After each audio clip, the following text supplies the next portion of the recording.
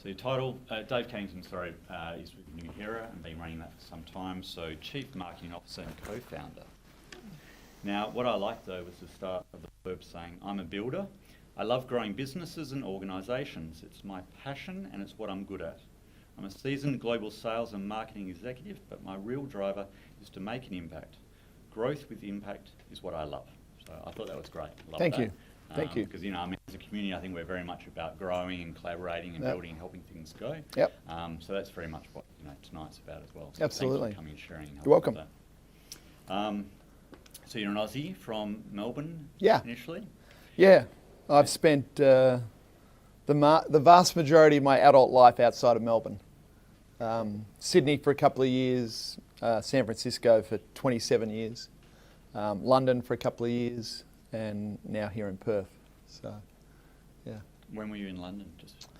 Actually, it was funny. In my early 20s, I graduated from Monash University and got a sales job in Melbourne, and like every other young Aussie, wanted to go over to London back in the early 80s, believe it or not.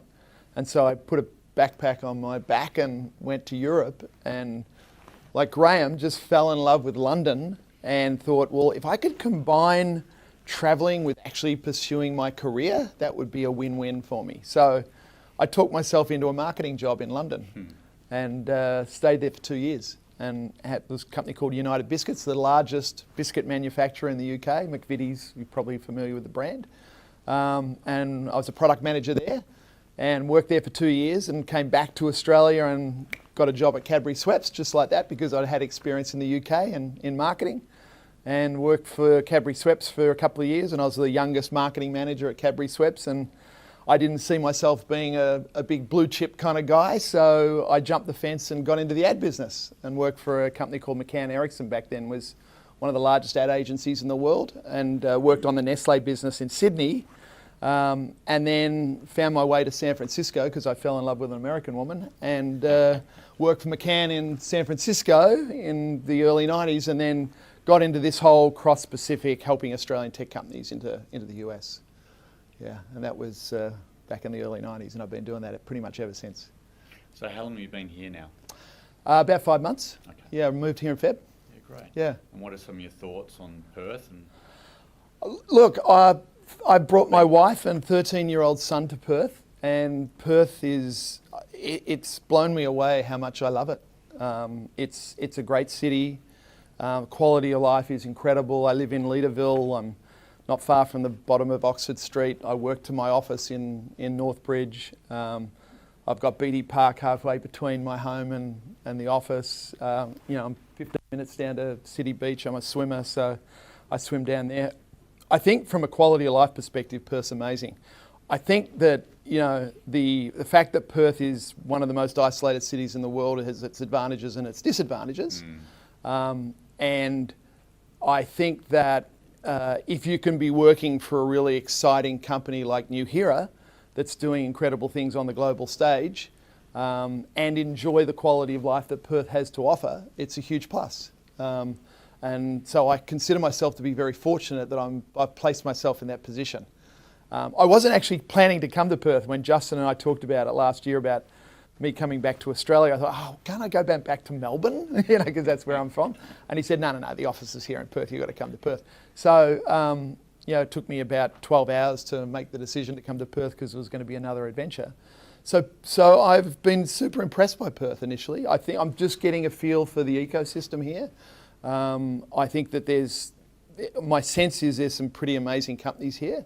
Like every other Australian city, they have got their respective challenges, being a long way from big markets, and that's that, and the skill sets. You've got to find the right skill sets to be able to have a global perspective and take businesses global. But I think Perth's a great place to live and to work.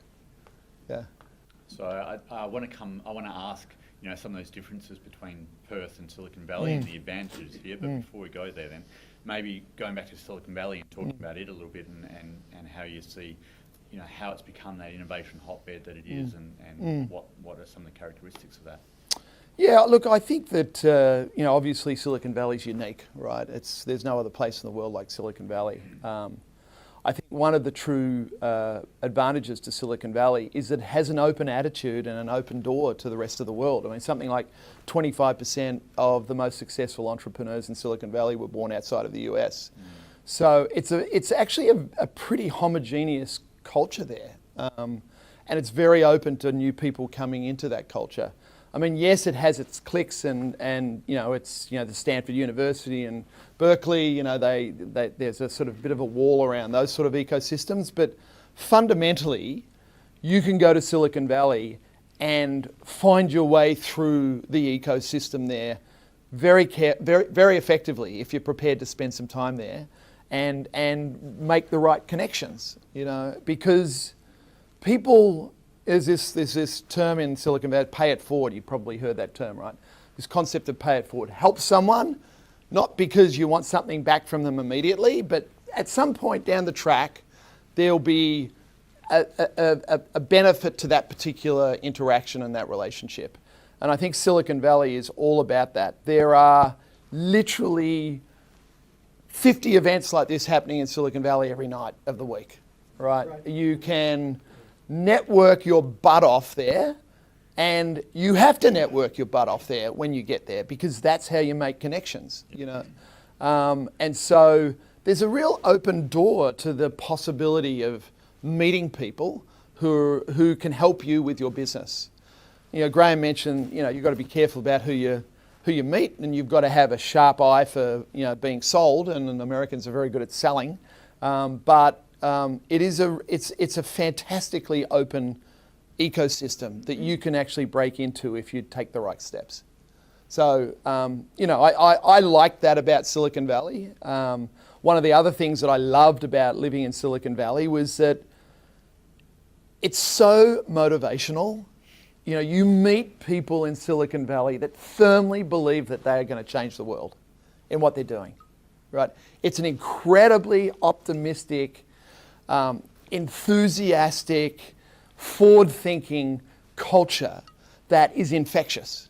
And I love that about living in San Francisco because everyone believed they could change the world. Everyone had a pitch, everyone had a story, everyone had an idea for a business. And that's incredibly exciting. We're all entrepreneurs in this room. What is the one thing we've got in common? Is positivity, right? The belief that we can actually do something that can make a difference and make an impact, And I swear most of the successful entrepreneurs in Silicon Valley didn't start their companies because they were going to make a shitload of money. Yeah.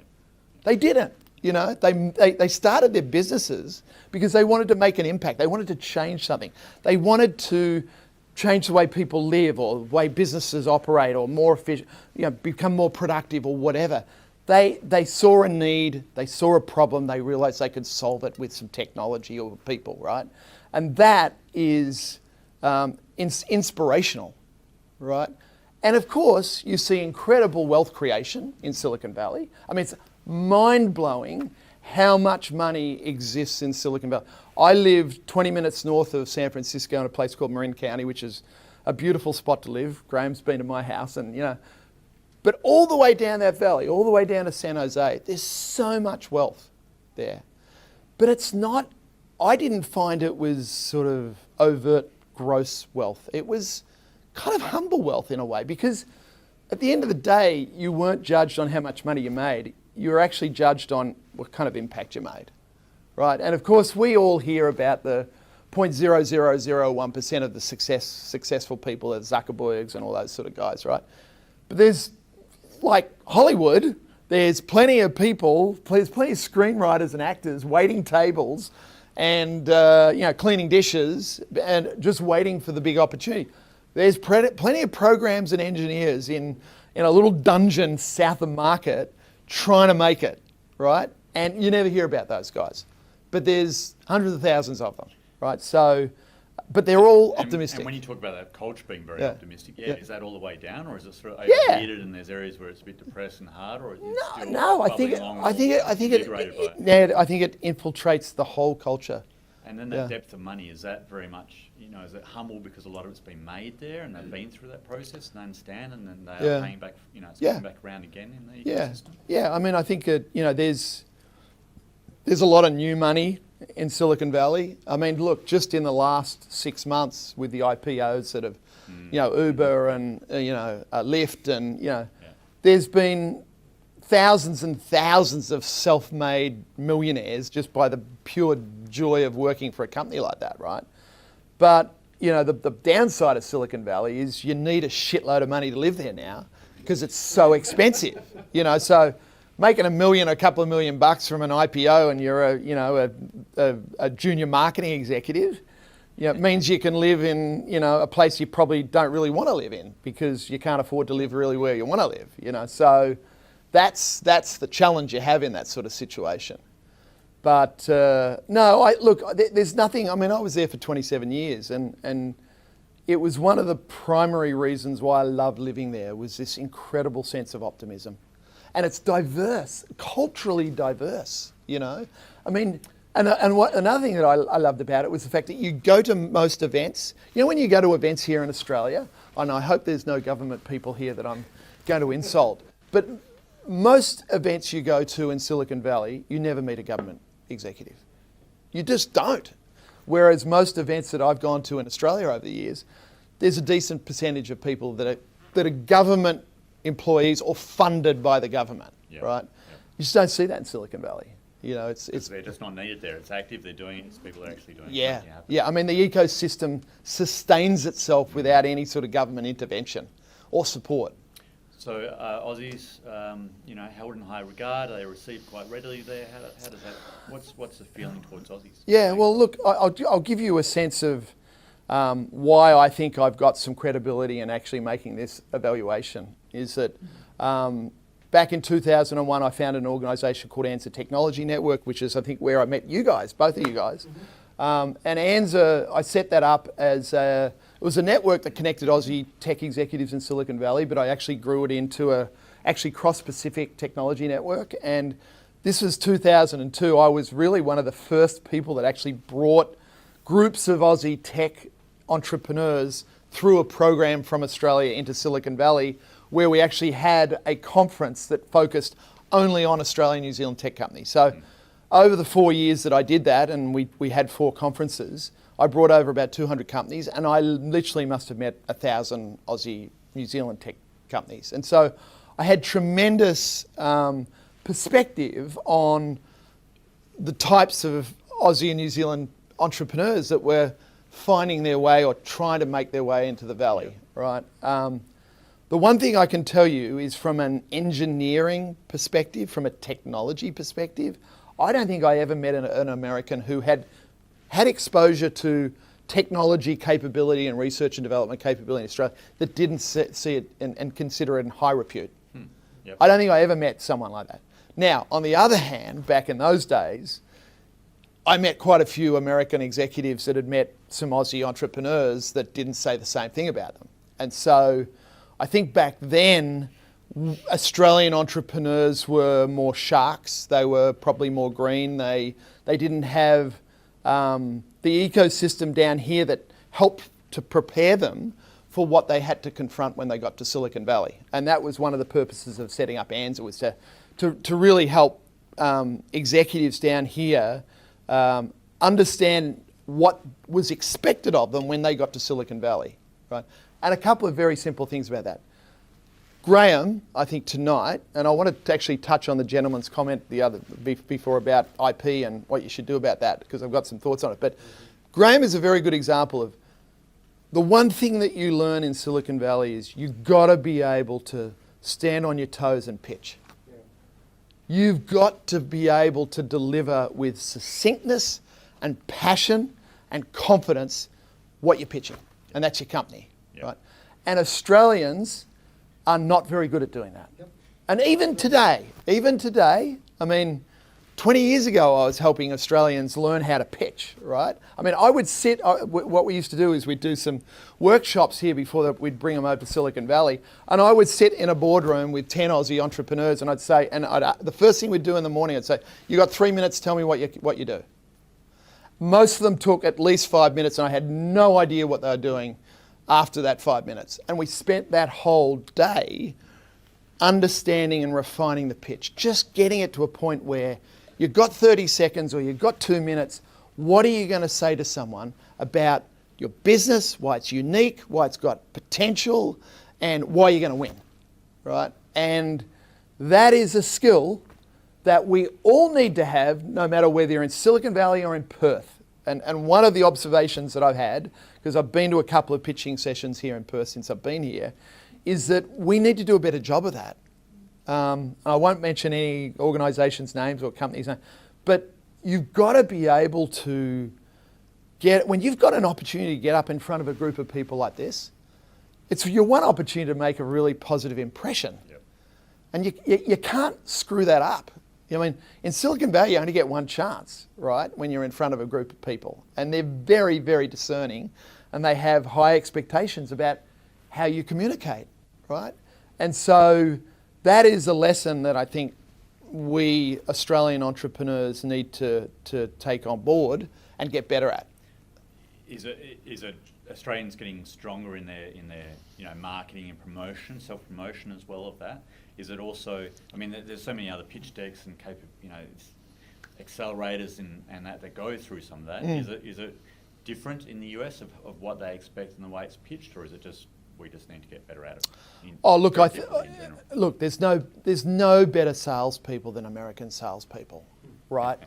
I mean, we've all been exposed to it if we've been over there. I mean, for the life of me, I don't know how some sleazy American salespeople are so successful. Because, no, really, right? I mean, I can smell it a mile away, but they love it. And so they're really good at selling.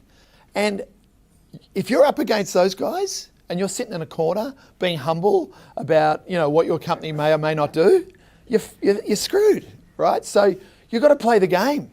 You've got to play the game. You've got to be better. You've got to be better at that than them. Yep. And I'll tell you, as an Australian, there's good reason why I kept my Australian accent for 27 years. It's because Australians are the most liked foreigners in America. Yeah. Americans love us for good reason, because we're a great people. We've got a great culture. The longer I lived outside of Australia, the more respect and admiration I have for our culture, because we are extremely likable people, extremely intelligent people. We break down doors, we work hard. We're very well liked in America. And so if you're really good at selling in America and you're an Australian, you're a rock star. You can be very, very good. If you can understand that American nuance with an Australian, authentic bravado, I think you can be very successful.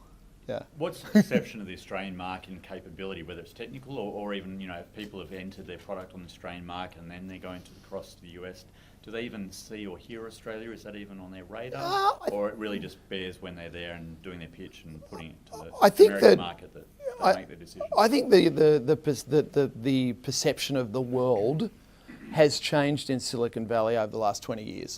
In the early 2000s, it was hard to convince Silicon Valley VCs to come and check out some Aussie tech companies, right? And even any company around the world. I mean, they were investing in companies 20 miles from their office back in those days. There's definitely a more global perspective now, and the whole ecosystem in Silicon Valley is way more global. Pretty much every country, every major Western country in the world has got some sort of technology network in Silicon Valley, right? The Danish, the Swedes, the Brazilians, the Indians. Obviously, Indians are probably the largest foreign technology network. It's called TIE. It's the largest technology network in Silicon Valley outside of America. And they have one of the biggest conferences in Silicon Valley. It's just Indian. Right? So, but I think, getting back to your question, you can't go over there half-baked. You just can't. I think you can go over there half-baked to learn, to listen, to digest, to come back to Australia. You've got to get over there, and But as I was doing back in the ANZA days, is if you're going to get over there, don't make a fool of yourself. Yeah. Go over there, well honed, good pitch, well presented, no bullshit. Don't try and fool anyone. If you don't know the answer, don't answer like you think you know it. You know, a good understanding of why you're finding success in Australia, and take back those learnings back to Australia and refine your strategy. Australia's a good place to test market. You know, it really is. You don't have to, you know, you can be careful on how you approach the US market. You know, I've seen so many companies over the years that have raised a shitload of money or raised enough money in Australia to get to Silicon Valley. They send 5, 6, 10 people to Silicon Valley from Australia, and they burn through a shitload of money, and they're coming home with their tails between their legs. It happens on a regular basis. So you have to be really careful on how you approach your strategy to get over there. I would advocate that if you can test your value proposition here in the Australian marketplace before you start investing in scaling in the US, that's the best strategy. No doubt about it. Test and build it here and get it shaken down, and then it should translate well into the US market, but you haven't messed up that market in the first place. Correct, absolutely. And the model, I mean, Nuheara is a very good example of this model, and that is the model of having your research and development and engineering team in Australia is, and then your sales and marketing people close to your customers, you know, is a good model. And look, I've said this a number of times since I've been down in Perth. I think Perth, and we're a very, very good example of this, Nuheara is. Perth is a fantastic place to build a technology company. I mean, and we know this for a fact. So, you know, there's a number of reasons why it is. Number one, you can find really good talent here. You know, we have built a team of 20 plus engineers in our office here in Northbridge, 6 of them PhDs. They are world-class engineers in our respective space, right? We pay them well, but we certainly don't pay them anywhere near what they get paid in Silicon Valley. Okay, so and secondly, is they love working for a dynamic company like Nuheara that's doing amazing things on the world stage. And so there's a lot of loyalty to work for. We have very low turnover in our engineering department at Nuheara. Whereas in Silicon Valley, oh my God, the turnover for engineers, etc. I mean, it's just, they're getting hit up by Facebook and Google and Apple and, you know, startups. And I don't know how startups actually compete to get talent in Silicon Valley these days, because there's so many big companies that are offering big packages and stock options, etc. So you've got talent here. If you can find talent and accessible talent, it's fantastic. 2, you don't have to pay them ridiculous amounts of money. You have to pay them in Silicon Valley, but they're highly motivated because they're working for a great company. The 4th thing is, 42 cents in the dollar you get back from the Australian government. So we're getting a check of a couple of $1 million a year to support the growth of our business. That's a huge advantage. And then finally, there's an exchange rate benefit, right? So if you add it up, well, we've worked it out that it probably would have cost us 3 times more to have built our business to the level of maturity that it's at today if we'd started in Silicon Valley.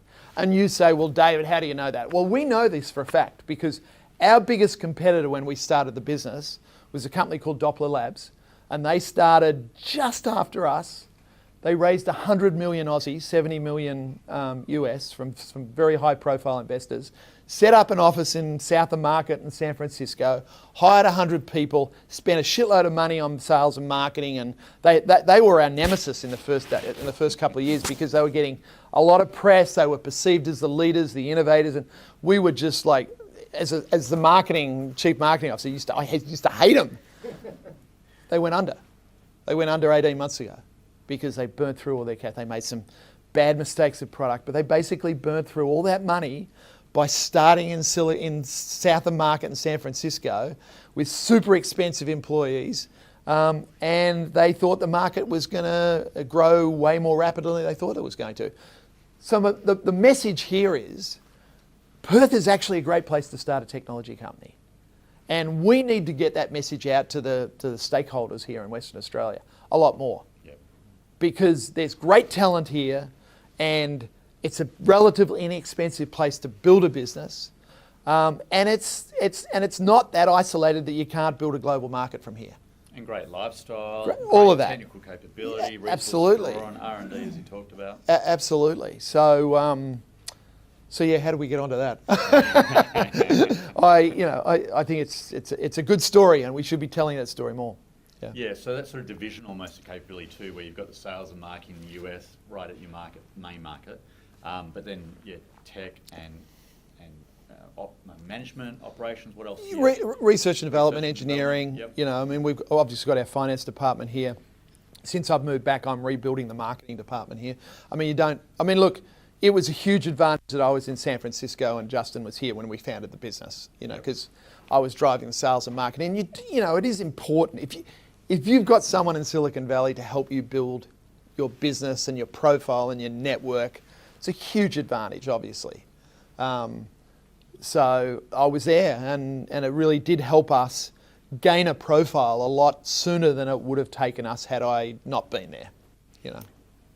And only been back here a little while, but could you comment to the capital and differences in going for those capital raisings and the series and rounds and the attitude in Silicon Valley versus what you might be perceiving here so far? Yeah, I don't have a lot of insight into the funding ecosystem here in Perth. All I know is from our experience on the ASX. We did a backdoor listing, as you may or may not know.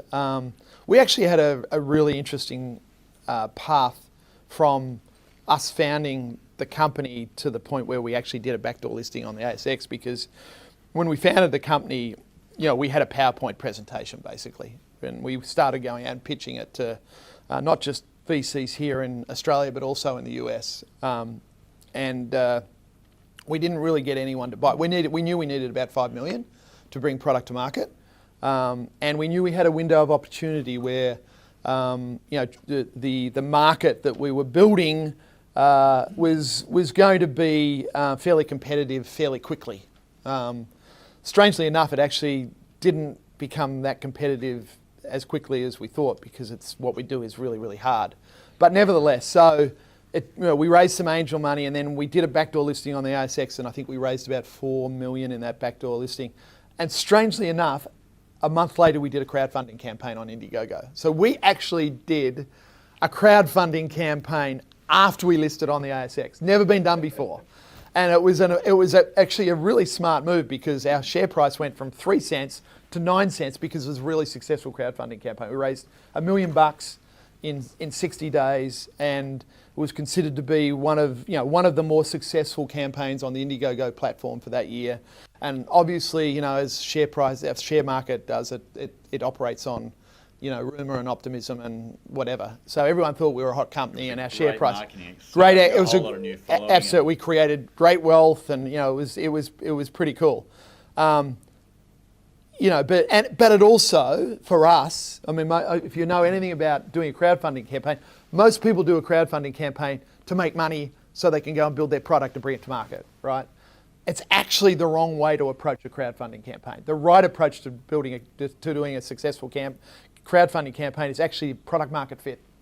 Is to really understand whether you've got that right product market fit. It's like a test market. It's like a digital test market, and it's a fantastic platform if you get it right. And it's not an easy thing to do. There's a lot of science and art and creativity to getting it right. But if you can get it right, you've worked out your product market fit. You're some ways down the track to having a success, at least bring a successful product to market. We were lucky because we had $5 million bucks in the bank from our reverse listing. So we didn't, we were able to invest in the product development the way we needed to actually bring the product to market. And believe it or not, we went from working wearable prototype, we had about 6 of them, and our chief product officer pretty much hand built them himself. We went from working wearable prototype in January of 2016 to product in market in January of 2017, in 12 months. It was and we had competitors. There was a company called Bragi. I don't know whether any of you guys remember a Truly Wireless crowdfunding campaign back in 2014. They were like the first company in our space that did a crowdfunding campaign. They raised like $3 million bucks. They said they were going to deliver it in 12 months, and they delivered it in 2.5 years. So we proved that we could actually do something that was very, very difficult fairly quickly.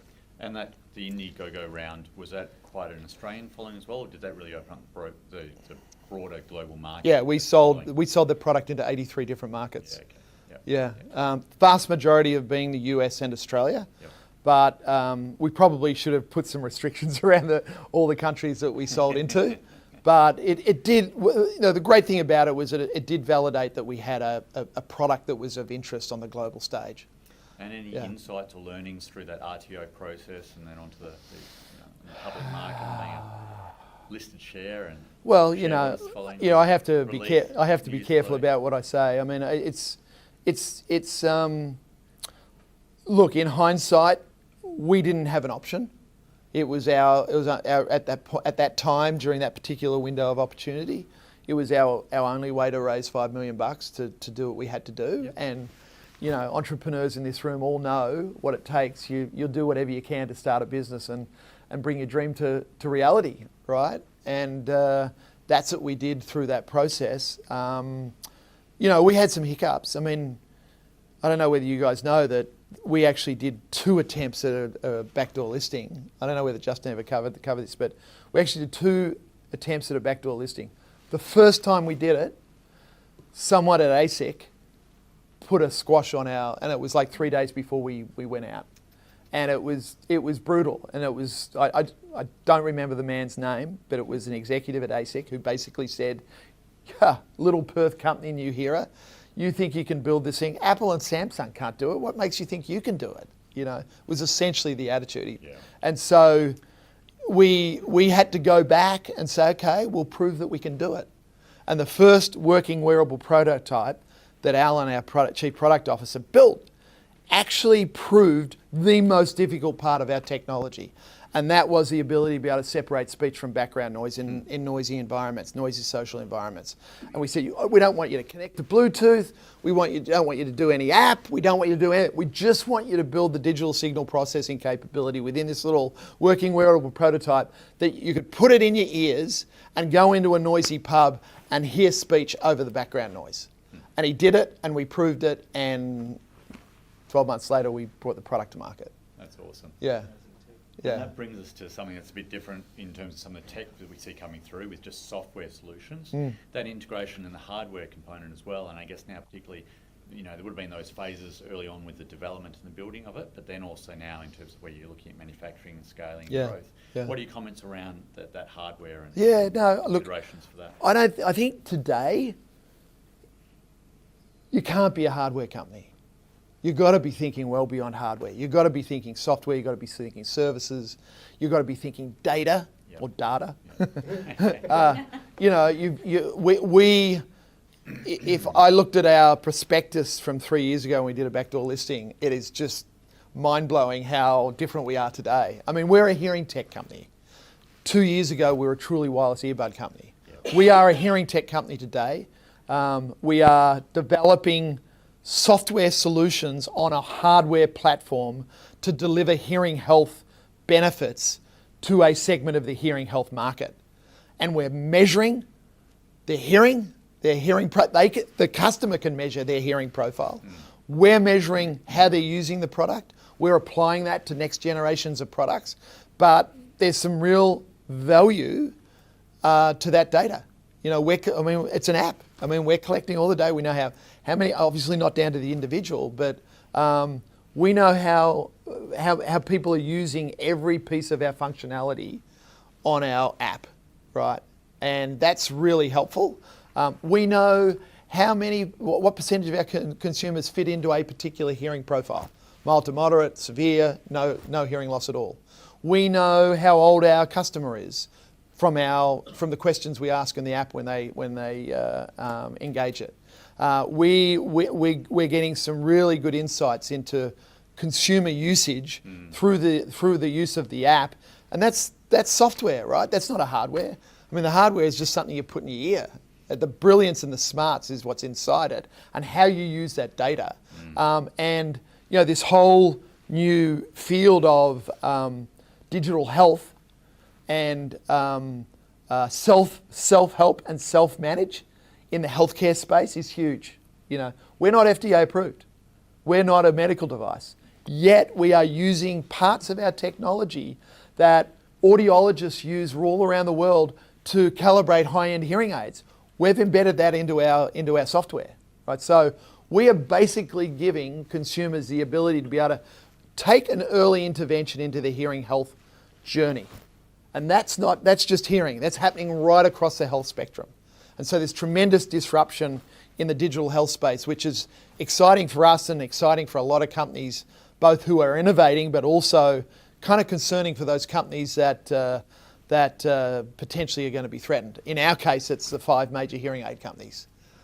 Especially if you keep the momentum and that pace that you're building at with that snowball. Yeah. And you'll get insights and value derived from your data, big data set, but then also no doubt there'll be an ability to translate some of that IP into other hardware and applications as well down the track. Yeah, absolutely. But we really don't see ourselves as a hardware company. No.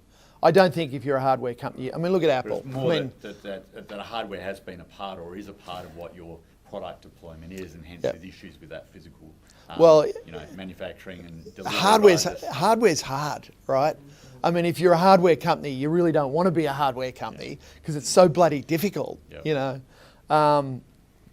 But you look at the major hardware companies. Look at Apple's a classic example. I read the other day that they're getting a massive amount of their revenue now out of services and software, right?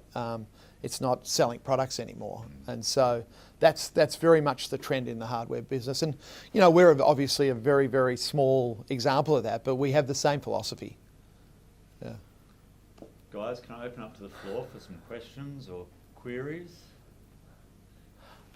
Can I address your comment earlier on? Because it's not an uncommon concern that I've heard over the years of Australian entrepreneurs saying, "Oh, I don't want to tell anyone about my idea because it's secret, and if someone found out about it, they'd copy it, and if your idea isn't that great, and you told someone it's that easy to copy, it's probably not going to be a strong business anyway." Really. I think you've got to take that mindset out of it and say, you've got to go and talk to people, as many people as you possibly can, and learn from them. Obviously, you've got to be careful about it, but don't be so protective that you're not going to encourage input and feedback and strategic advice from people that you can learn from and then scale it. Bottom line is the most successful IP is scale, right? That's the bottom line. You talk about IP. At the end of the day, IP is how quickly you can get product to market. And if you can find people that you can share that idea with, who potentially can get you to market faster and scale your business faster, I'm all for doing it.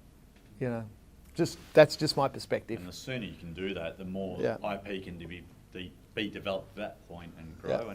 And there's so many people out there with the same or similar ideas, and it's very much the execution. Yeah. Really, people can set off from the same starting point, but it's the execution to actually get there. And so the sooner you can bring on the right capability and people around you, the sooner you can get there. Absolutely. And look, how many markets don't have massive amounts of competitors?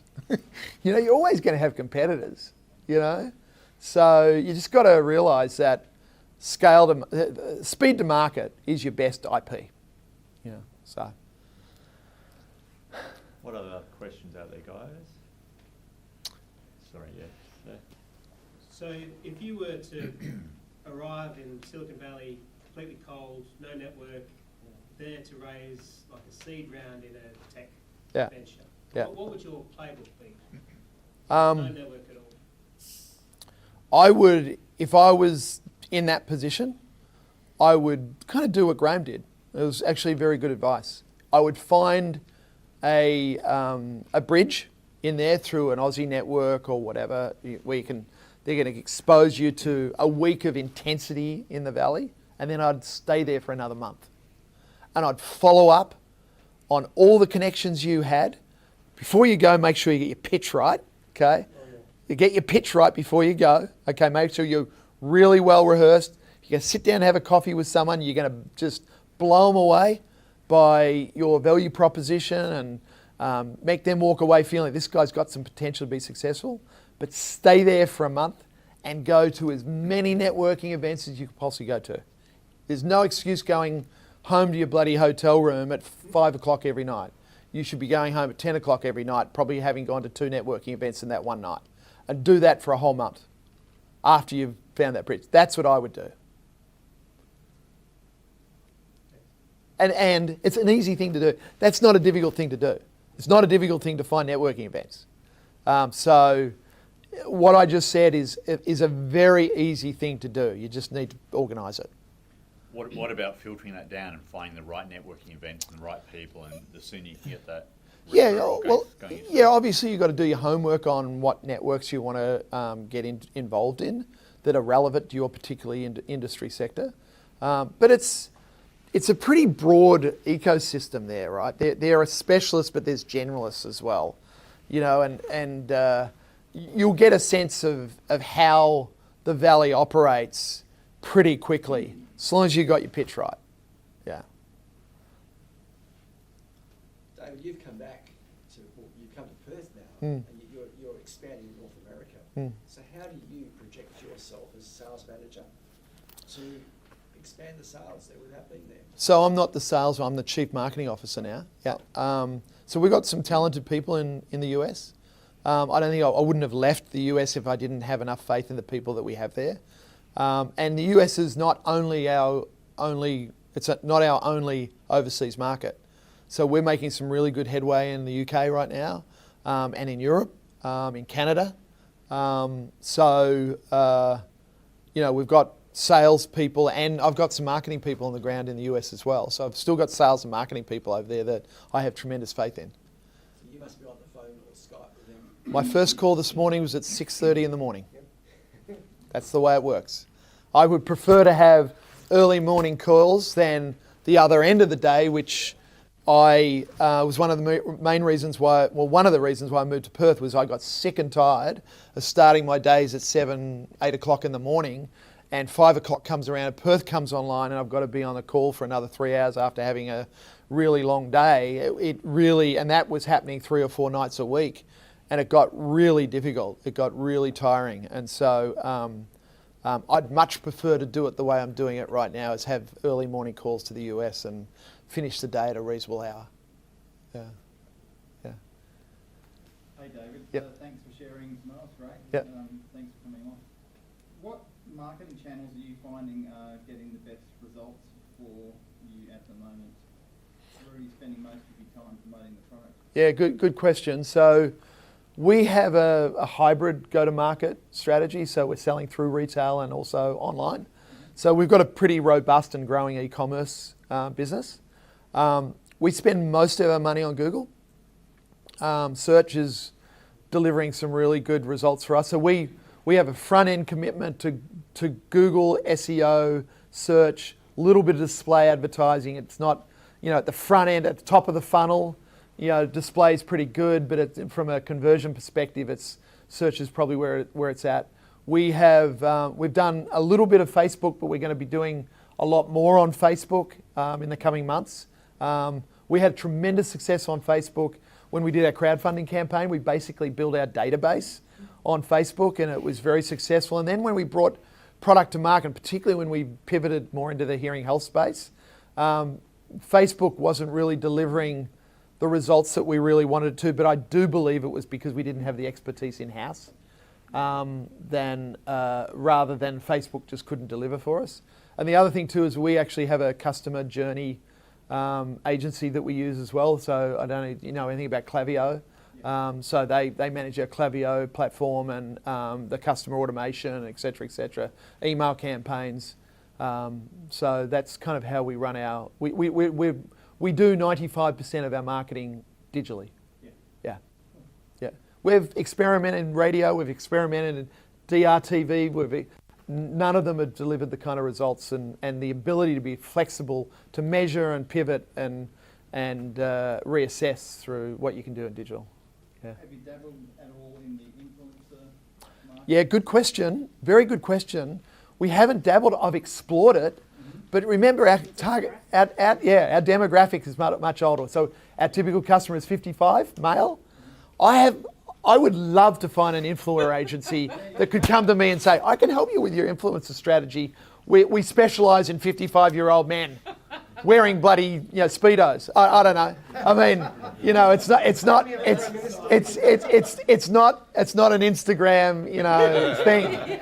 So I'm yet to find them. If you know anyone, send them my way. Yeah, I'm not talking about men in speedos either. Yeah. I've heard that R&D cost to marketing cost is usually 1 to 3. Is that correct? R&D to marketing. Yeah. So you spend $1 million in R&D and $3 million in marketing. Yeah. That's a really good question. In our particular case, it's actually been the exact opposite. Yeah. And the company I told you about that went out of business? Yeah. That's what they did.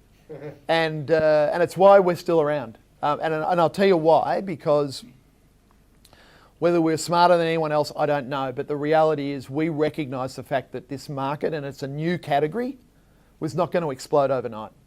And most markets don't. Most new categories and most new markets don't go, they go like that, right? And we recognised that early on. And we had a firm belief that we needed to invest in our product and our technology to get that right before we put the foot to the metal in terms of sales and marketing. So we've raised about 35 million over the last 3 years, and we've spent 2/3 of that on product research and development product, and 1/3 of that on sales and marketing. And we're just about to change that up. So is that typical, or is it usually what I do? I think it all depends on the category and the maturity of the market.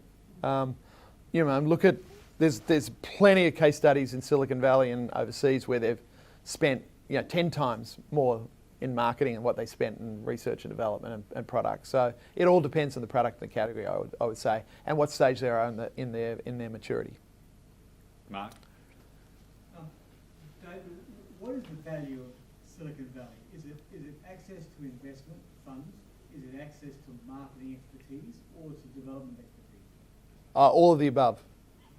So what's the strong suite? Well, there's no way like, raising capital in Silicon Valley, right? The amount of money there to raise is mind-blowing. So access to capital has got to be, I would say, particularly early stage capital. I mean, you can always go to New York and raise later stage capital, but the ecosystem in Silicon Valley to help early stage startups get off the ground is extraordinary. There's nowhere else in the world. So I would say that number one, and number two is just quality people. Quality people who know how to grow businesses and create wealth. Yeah. Andy? Yeah, a couple of things. Firstly, Life Your Dad podcast leaps to mind. I went to social media marketing world a couple of years ago. Yeah. And you've got a whole bunch of kind of lifestyle podcasters in terms of influencers that might be the ones that reach that demographic. Okay. But in terms of your demographic, I'm a little lost as to what you're doing, and I'm actually somebody who wears a hearing aid. Yeah. Spends a fortune on Oticon. Oticon, yep. Are you marketing against them? Is your product against them, or is it an assistive technology for people who've got a bit of a problem? Yeah, good question. The answer to that question is we are targeting people who've got mild to moderate hearing loss. So we're not targeting those people that have a level of hearing loss where they need to wear a hearing aid all the time. Yeah. And the good news for us, or at least we consider this to be good news, is that 85% of people who've got some sort of hearing loss fit into the mild to moderate category. Yeah. And the hearing aid companies up till now have no interest in servicing them. They're probably the most Huh? Is it self-calibrating? Yeah, you can actually, so you put the earbuds in your ear, you go into the app, and then you do what we call our ear ID, and it's basically a tonal hearing assessment. Yeah.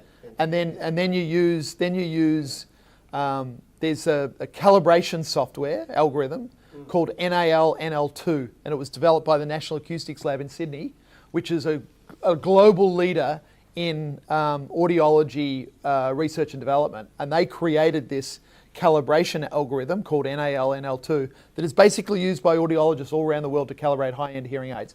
We've embedded that into our software. Yeah, because I was at the DDD conference on Saturday, and I came up from the speakers lounge, and it reminded me of nothing more than Niagara Falls, the sheer volume of 800 geeks talking in the foyer of the convention centre. Yeah. How far off are you from being able to offer a bunch of these things to people, so the people who are going to struggle just a little bit to hear clearly in that environment can grab one of these things, calibrate it within a few minutes there, and have a better conference experience? I would say we're there now. It just depends on what kind of hearing loss you have. Yeah. I mean, if you're wearing a hearing aid all day long, you obviously certain levels of amplification. But if you're only wearing, you only need a hearing device in a situational occasion, then our product's for you. Yeah. Yeah. If we're Do anything for, sorry, if I can jump in, can you do anything for tinnitus? Look, we do not advocate and market our product as a solution for tinnitus, but there's a lot of people that use our product that find it helps. And it's on our radar. One of the things that we're working on, and I'm happy to share this because it's public knowledge, is that, we're getting back to the discussion around services and software and data. We will be one of the first companies to build we're calling it an IQ store, which is basically a hearing health store on our app where you can have access to tailored solutions addressing specific hearing issues on a subscription basis, right? So tinnitus, one-sided hearing loss, there's a whole bunch of others that we've got on the drawing board. So you've got your IQ Buds Boost and you've got problems, you've got hearing loss in one ear and the other ear works fine. We'll be able to we will enable you to be able to move sounds from this side to the other side just through software through our IQ store for $4 a month subscription, something like that. Yeah. Is the software a unique bit? Could you sort of license it to AirPods and Apple? Yeah, we could. Yeah. Yeah.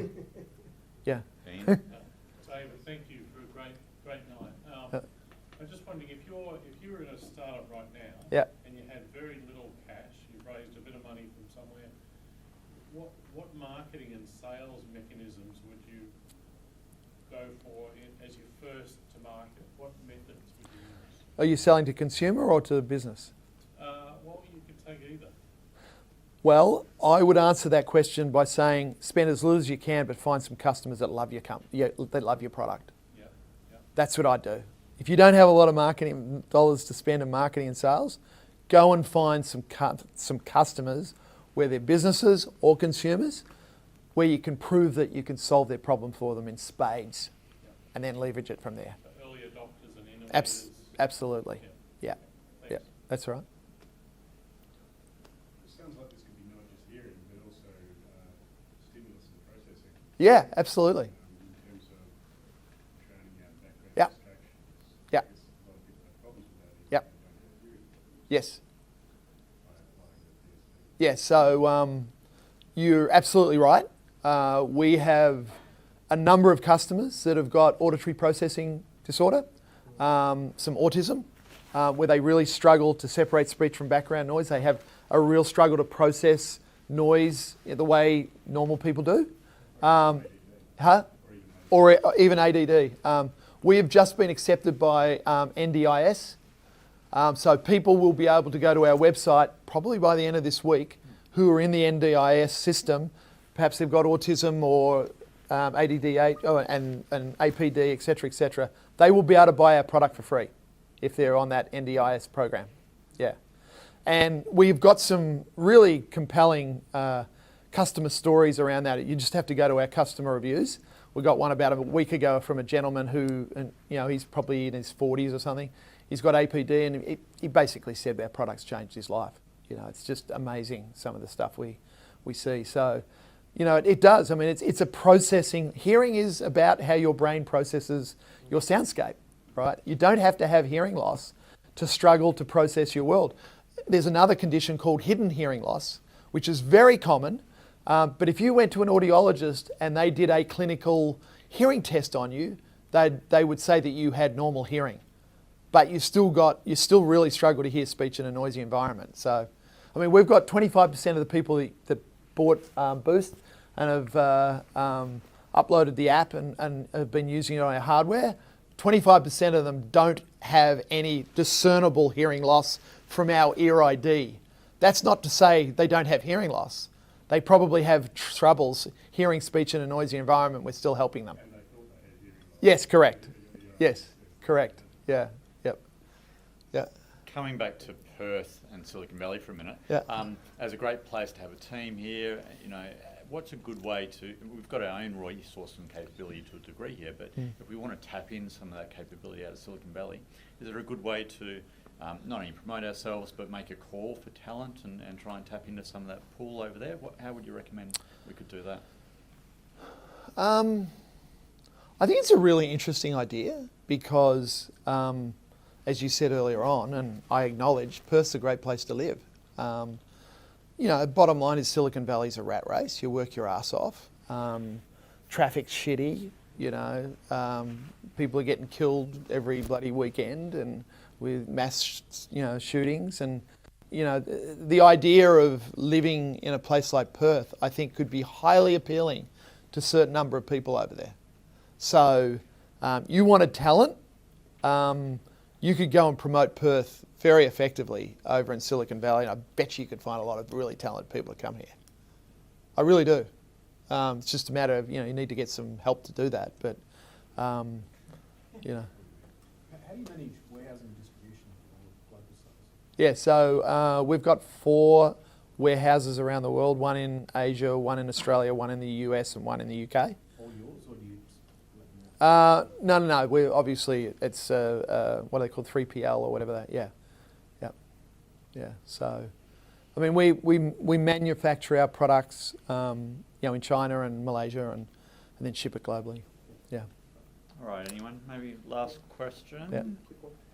Apart from maybe we need to legalise cannabis here to make it easier to attract Californians nowadays. That's a good point. It's coming. Does it need to be legal to just get your hands on it? Thinking of this as augmented reality for ears, are you looking at tie-ins with the massive growth in meditation apps like calm.com?